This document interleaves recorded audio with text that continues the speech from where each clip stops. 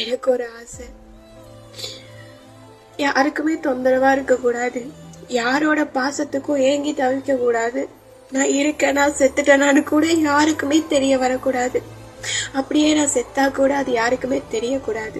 ஏன்னா நான் செத்தாலும் கவலைப்படுற அளவுக்கு யாருமே இல்லை. சொல்ல போனா என்ன நானே மறந்துடணும். எல்லாரும் சொல்லுவாங்க, கடவுள் நம்ம செய்யற நல்லதையும் கெட்டதையும் பார்த்துட்டு தான் இருக்காருன்னு சொல்லி. அப்படி என்னையும் பார்த்துட்டு இருந்தாருன்னா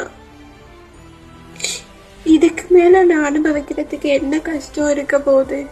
இந்த சின்ன வயசுலயே என் வாழ்க்கையில எல்லாத்தையும் இழந்துட்டு எல்லா கஷ்டத்தையும் அனுபவிச்சுட்டேன்.